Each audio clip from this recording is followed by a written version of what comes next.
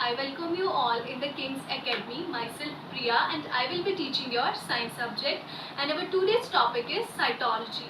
So अब अगर हम बात करें cytology की तो cytology basically means study of a cell or cell study. Cell study is known as cytology.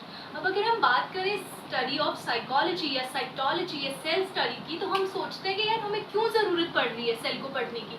तो अगर हम सेल के बारे में पढ़ेंगे तभी शायद हमें पता चलेगा, है ना। क्या पता चलेगा हमें कि हमारी जो पूरी बॉडी है ये सेल की बनी हुई है। हमारी पूरी बॉडी, हमारा पूरा यूनिवर्स, एनिमल से लेके प्लांट्स तक, प्लांट से लेके एनिमल तक, जितना भी इनऑर्गेनिक मटेरियल, ऑर्गेनिक मटेरियल जो भी हमारे पास प्रेजेंट है वो सारा कुछ किससे बना हुआ है?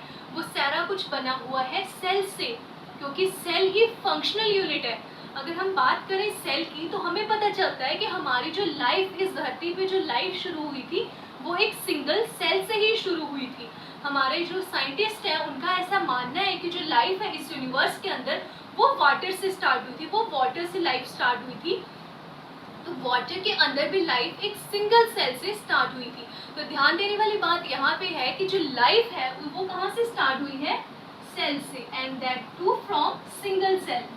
ठीक है, सिंगल सेल से हमारी लाइफ स्टार्ट हुई थी और इस यूनिवर्स के अंदर जितने भी सेल प्रेजेंट हैं, यानी कि जो ओरिजिनली सेल ओरिजिनेट हो रहे हैं वो कहाँ से आ रहे हैं? नए नए सेल हमारे पास पता है हमें कि पुराने रिप्लेस हो रहे हैं, नए बन रहे हैं, बट वो नए आ कहाँ से रहे हैं? तो वो जो नए सेल्स हमारे पास आ रहे हैं उनका सोर्स है हमारे पास प्री एग्जिस्टिंग सेल्स।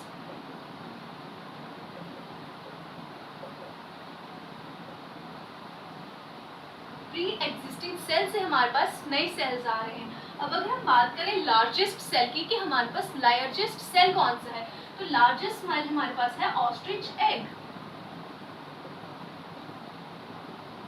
जो ऑस्ट्रिच का एग है वो लार्जेस्ट एग सेल है। ठीक है, और अगर स्मॉलेस्ट की बात करें तो दिस इज माइकोप्लाज्मा गैलीसेप्टिकम। ठीक है, तो अब अगर हम सेल की स्टडी कर ही रहे हैं तो हमें पता होना चाहिए कि सेल के क्या क्या फंक्शंस हैं, हमारी बॉडी में कौन कौन से टाइप के सेल प्रेजेंट हैं। हमारी होल बॉडी सेल से बनी हुई है, क्योंकि अगर आपने अपनी जैसे मेडिकल एग्जामिनेशन वगैरह करवाई हो, अगर आप कभी बीमार हुए हो या नहीं भी हुए हो, चलो, तो हमने ऐसे बहुत बार डॉक्टर से सुना है कि डॉक्टर कहते हैं कि आपके सेल कम हो गए हैं, आपके सेल थाउजेंड्स में आ गए। तो what does this thing means? This thing means कि हमारे बॉडी के अंदर जो सेल प्रेजेंट है, ह्यूमन बॉडी की अगर मैं बात करूं तो ह्यूमन बॉडी के अंदर जो सेल्स प्रेजेंट है वो प्रेजेंट है मिलियंस में, मिलियंस एंड ट्रिलियंस में प्रेजेंट है हमारी बॉडी के अंदर सेल। यानी कि हमारी बॉडी के अंदर जो सेल्स है वो लाखों करोड़ों की संख्या में मौजूद है।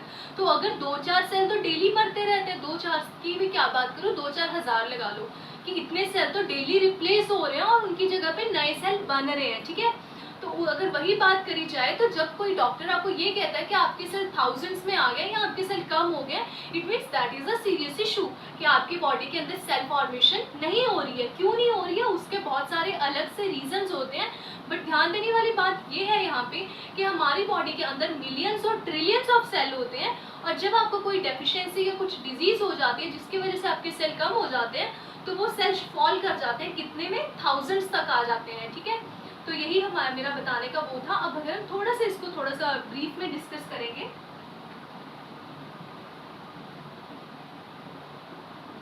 अब अगर मैंने आपको बताया कि साइटोलॉजी क्या है, साइटोलॉजी है बेसिकली सेल स्टडी और द स्टडी ऑफ सेल।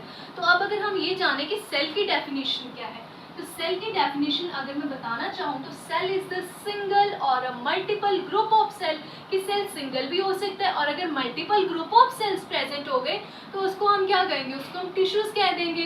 कि सेल क्या है? सिंपल और functional unit of life. Cell is the basic fundamental functional unit of life. अगर मैं यहाँ पे लिखना चाहूँ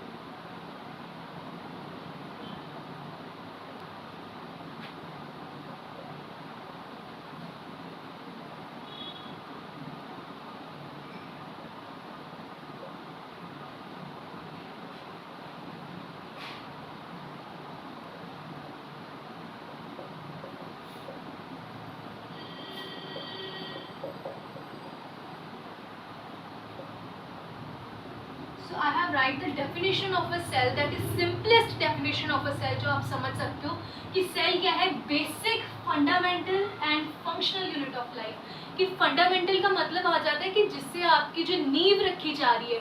तो अगर आपकी बॉडी की नींव किसने रखी, सेल ने ही रखी है, और आपकी बॉडी प्रॉपरली फंक्शन कर रही है, किसकी वजह से कर रही है, सेल की वजह से ही कर रही है।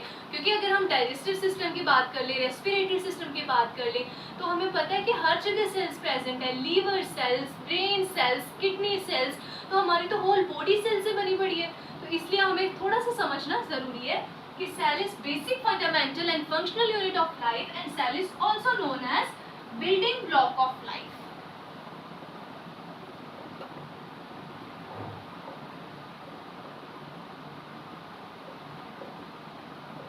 This is called building block of life कि सेल हमारी बॉडी का बिल्डिंग ब्लॉक है। यानी कि अगर किसी बिल्डिंग को आपने बनाना है, किसी भी बड़ी से बड़ी इमारत को अगर आपने खड़ा करना है, तो उसके लिए आपको बेसिक रिक्वायरमेंट क्या है, ईंट चाहिए हमें, ब्रिक्स चाहिए हमें, सीमेंट्स चाहिए हमें। तो उसीलिए हम कहते हैं कि हमारी जो बॉडी है इसकी बिल्डिंग ब्लॉक क्या है, सेल है। ठीक है, अब अगर हमने सेल को थोड़ा सा, अगर आपको समझ आ गया, तो हम थोड़ा सा जाते हैं सेल की टाइप्स की तरफ। तो अगर मैं सेल टाइप्स की बात करूं, तो बेसिकली हमारे पास 2 टाइप्स ऑफ सेल प्रेजेंट हैं पूरे होल ऑर्गेनिजम्स में, पूरे होल ऑर्गेनिज्म सिस्टम के अंदर, that are prokaryotes and eukaryotes.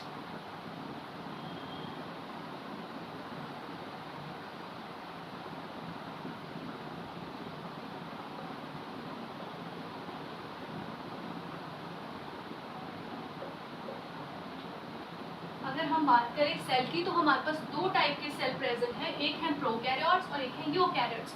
Eukaryotes के अंदर यानी कि हम कहते हैं prokaryotic organisms, and this one is eukaryotic organism. Eukaryotic organism के अंदर हमारे पास एग्जांपल्स में आ जाते हैं प्लांट्स और एनिमल्स। ठीक है, यूकैरियोटिक के अंदर क्या आ गया, प्लांट्स और एनिमल्स। और अगर हम बात करें प्रोकैरियोट्स के, तो प्रोकैरियोट्स के अंदर क्या आ जाता है, प्रोकैरियोट्स के अंदर हमारे पास आ जाते हैं बैक्टीरिया एंड वायरसेस। जितने भी बैक्टीरिया, जितने भी वायरसेस हमारे पास प्रेजेंट हैं, they are included in the category of prokaryotes. And eukaryotes के अंदर हमारे पास आ जाते हैं प्लांट्स और एनिमल्स। अब हम छोटे छोटे 2 डायग्राम्स ड्रॉ करेंगे, और मैं आपको सारा कुछ डायग्राम के थ्रू ही समझा दूंगी। फिर हमें थ्योरी पोर्शन पे ज़्यादा ध्यान देने की ज़रूरत नहीं है, तो हम डायरेक्टली करेंगे चीज़ें डायग्राम्स की हेल्प से। क्योंकि डायग्राम साइंस के अंदर एक ऐसी चीज़ है जिसके थ्रू आपको हर एक टॉपिक क्लियर हो सकता है। आप जितने ज़्यादा डायग्राम्स ड्रॉ करोगे, जितने ज़्यादा डायग्राम्स को अंडरस्टूड करोगे, उतनी ज़्यादा आपकी बायो या उतनी ज़्यादा आपकी साइंस स्ट्रॉन्ग हो जाएगी। ठीक है, यूकैरियोट का डायग्राम देख लें सबसे पहले। तो यूकैरियोट्स के अंदर हम बेसिकली एक सिंगल सेल बना लेते हैं।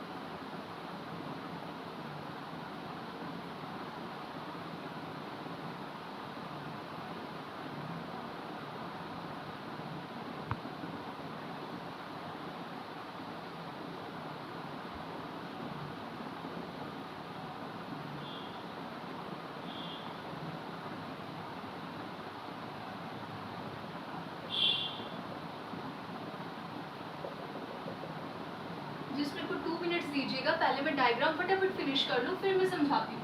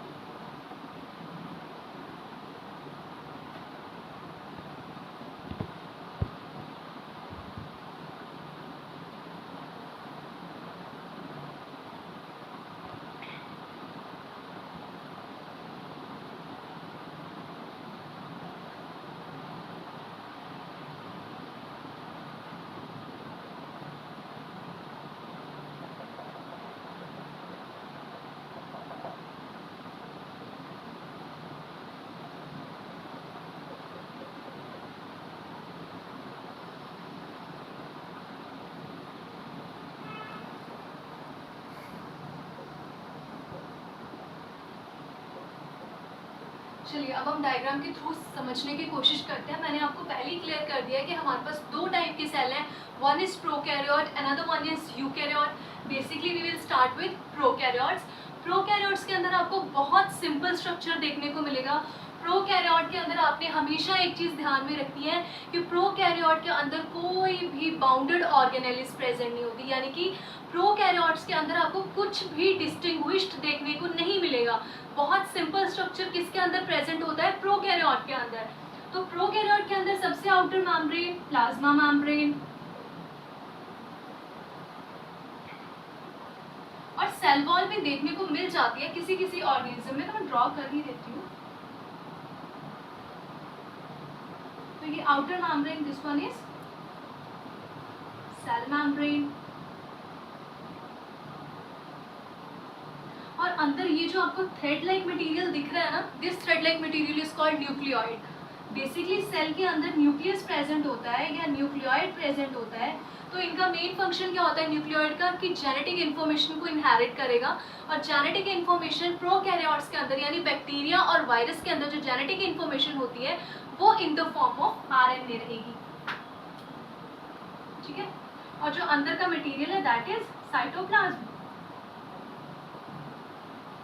और ये जो है आपको साइड में एक आउटर ऐसे पूंछ सी देखने को लग रही है, दिस इज फ्लैजिला, ठीक है। और ये यहाँ पे प्रेजेंट रहेगा हमारे पास राइबोसोम्स। तो प्रोकैरियोट्स के अंदर बहुत सिंपल सा स्ट्रक्चर प्रेजेंट है, न्यूक्लियोइड प्रेजेंट है at the centre of the cell. Nucleoid क्या करेगा, जो न्यूक्लिक इन्फॉर्मेशन या जो जेनेटिक इन्फॉर्मेशन है वो होल्ड कर देगा, और जेनेटिक इन्फॉर्मेशन यहाँ पे प्रोकैरियोट्स के अंदर होती है आरएनए की फॉर्म में, और जो हम आगे देखने वाले यूकैरियोट उनके अंदर होती है डीएनए की फॉर्म में, ठीक है। और इसके अंदर कुछ नहीं है, इसके अंदर सिंपल से राइबोसोम्स प्रेजेंट है और न्यूक्लियस प्रेजेंट है, सॉरी न्यूक्लियोइड प्रेजेंट है और साइटोप्लाज्म प्रेजेंट है।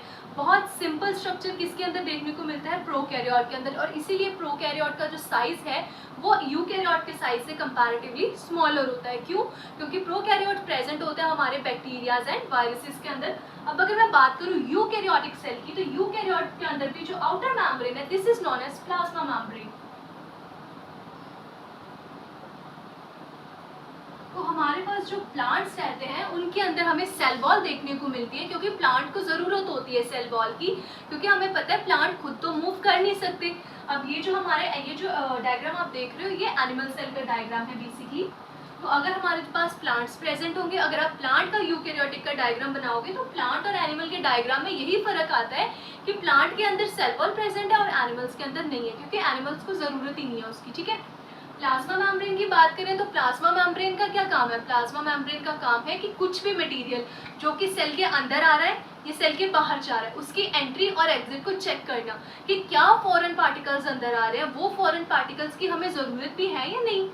क्या पता वो जो हार्मफुल हमारे पास जो टॉक्सिक सब्सटेंसेस अंदर आते हैं उनकी एंट्री और उनका एग्जिट, और जो भी फूड मटेरियल्स भी अंदर आते हैं उन सब के किसका चेक करता है? प्लाज्मा मेम्ब्रेन, ठीक है।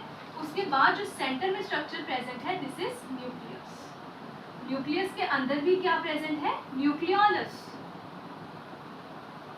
यानी कि अगर हम ध्यान दें तो यूकैरियोट के अंदर आपको सारे मेम्ब्रेन बाउंड ऑर्गेनेलिस यानी कि सारे ऑर्गेनेलिस देखने को मिलेंगे जो कि साइटोप्लाज्म के अंदर प्रेजेंट है, और सारे वेल डिफरेंशिएटेड है, सबका अपना अपना एक पर्टिकुलर फंक्शन है, ठीक है। और न्यूक्लियस के बाहर आपको दिखने को मिलेगी एंडोप्लाज्मिक रेटिक्यूलम, और एंडोप्लाज्मिक रेटिक्यूलम भी दो टाइप की है, रफ और smooth. Smooth endoplasmic reticulum which means जिनके सरफेस पे कोई राइबोसोम प्रेजेंट है, जो बिल्कुल माइक्रोस्कोप के अंदर स्मूथ सरफेस दिखता है जिसका, और रफ जहाँ पे राइबोसोम्स प्रेजेंट है, ठीक है। और उसके बाद यहाँ पर प्रेजेंट होंगी हमारे पास गोल्जी बॉडीज। यहाँ पे हमारे पास प्रेजेंट है लाइसोसोम, और यहाँ पर ये हमारे पास एक और ऑर्गेनेली प्रेजेंट है that is known as mitochondria. Centre में जो भी फ्लूइड प्रेजेंट है दैट इज साइटोप्लाज्म। अब अगर मैं इसको थोड़ा सा आपको डिटेल में समझाने की कोशिश करूं तो आप ध्यान से देखिए कि जो प्लाज्मा मेम्ब्रेन है उसका फंक्शन है एंट्री और एग्जिट को चेक करना। न्यूक्लियस क्या करता है? न्यूक्लियस करता है हेरिडिटरी मटेरियल को स्टोर। हेरिडिटी मतलब कि जो एक जनरेशन से दूसरी जनरेशन में कैरेक्टर पास आउट होने हैं वो किसकी हेल्प से होने हैं? वो न्यूक्लियस की हेल्प से होने हैं। तो न्यूक्लियस के अंदर ऐसा क्या प्रेजेंट है? न्यूक्लियस के अंदर प्रेजेंट है क्रोमोसोम और डीएनए, ठीक है। इसके अंदर प्रेजेंट है, न्यूक्लियस के अंदर क्या प्रेजेंट है, क्रोमोसोम और डीएनए। तो न्यूक्लियस के अंदर क्रोमोसोम और डीएनए प्रेजेंट है, इसीलिए न्यूक्लियस को हम कहते हैं control body of the cell, यानी पूरे सेल का कंट्रोल किसके हाथ में है, न्यूक्लियस के हाथ में, ठीक है। उसके बाद एंडोप्लाज्मिक रेटिक्यूलम, एंडोप्लाज्मिक रेटिक्यूलम का क्या काम है, खाना बनाने का काम है। ये क्या करेगा, खाना बनाएगा, प्लांट के लिए फूड सिंथेसाइज करेगा, ठीक है। और या एनिमल्स के लिए भी फूड को, मतलब जैसे अगर हम एनिमल्स हैं तो हम क्या कर रहे हैं, हम अपना खाना खुद तो नहीं बना रहे, हम प्लांट से ले रहे हैं। तो हम जो खाना ले रहे हैं वो कॉम्प्लेक्स कार्बोहाइड्रेट्स हैं, उनको अंदर जाके सिंपल कार्बोहाइड्रेट्स में ब्रेक डाउन होना है, ठीक है। वो सारा कहाँ पे होगा, एंडोप्लाज्मिक रेटिक्यूलम के अंदर। दो टाइप के एंडोप्लाज्मिक रेटिक्यूलम है। रफ का क्या काम है, राइबोसोम की सिंथेसिस, राइबोसोम मतलब प्रोटीन सिंथेसिस, तो वो कौन करेगा, एंडोप्लाज्मिक रेटिक्यूलम। एंडोप्लाज्मिक रेटिक्यूलम के साथ ही प्रेजेंट है हमारे पास गोल्जी बॉडीज। गोल्जी बॉडीज क्या है, फ्लैट सैक लाइक स्ट्रक्चर्स है। जैसे अगर हम घर पे अपना खाना बनाते हैं, जो खाने की हमारी जो चपातियाँ होती है एक दूसरे के ऊपर जब हम रखते हैं ना, तो उसकी जो अपीयरेंस आती है वो गोल्जी बॉडीज के जैसी आती है, यानी कि गोल्जी बॉडीज बिल्कुल वैसी ही दिखती है, ठीक है। तो गोल्जी बॉडीज का क्या काम है, गोल्जी बॉडीज का काम है खाने की पैकिंग करना और उनको वहाँ पे पहुँचा के आना जहाँ पे उनकी ज़रूरत है, ठीक है। उसके बाद जो हमारे पास आता है साइटोप्लाज्म, जो कि सेल के सारे लिक्विड जो प्रेजेंट है that is known as cytoplasm, ठीक है। Another one is lysosome. तो लाइसोसोम का बेसिकली क्या काम है, लाइसोसोम को हम कहते हैं suicidal bags of the cell. कि लाइसोसोम का काम है कि जितने भी हमारे पास सेल जो कि खत्म हो चुके हैं या जिनका हमारे पास कोई यूज़ नहीं है, उनको क्या करेगा लाइसोसोम अपने पास लेके आएगा, एनगल्फ करेगा। और लाइसोसोम के पास इतनी ज़्यादा हाई एसिडिक कंसंट्रेशन होती है कि वो उनको मिनटों में ख़त्म कर देगा उन सेल्स को, ठीक है। उसके बाद जो हमारे पास आता है another one is that is mitochondria. Mitochondria को हम क्या कहते हैं, माइटोकॉन्ड्रिया को हम कहते हैं power house of the cell, यानी कि जितनी भी हमारी एटीपी सिंथेसिस है, जितनी भी हमारे रेस्पिरेशन के प्रोसेस है, वो कौन करेगा, माइटोकॉन्ड्रिया। यानी कि हम ब्रीथ किसकी हेल्प से करते हैं, हम सांस लेते हैं किसकी हेल्प से लेते हैं, माइटोकॉन्ड्रिया की हेल्प से। सारा सिस्टम वो कौन कंट्रोल कर रहा है, माइटोकॉन्ड्रिया कंट्रोल कर रहा है। तो ये थे हमारे पास टू टाइप के सेल, प्रोकैरियोट्स, यूकैरियोट्स। यूकैरियोट की अगर आप आगे क्लासिफिकेशन करना चाहो तो आगे टू टाइप्स, प्लांट सेल और एनिमल सेल, ठीक है। तो आई होप सो कि आपको आज का टॉपिक क्लियर हो गया होगा। मैंने अपनी तरफ से कोशिश करी है कि आपको समझ में आ जाए, बट अगर स्टिल आपको कुछ भी डाउट है तो आप मेरे को कंसल्ट कर सकते हैं any time. Thank you and have a nice day.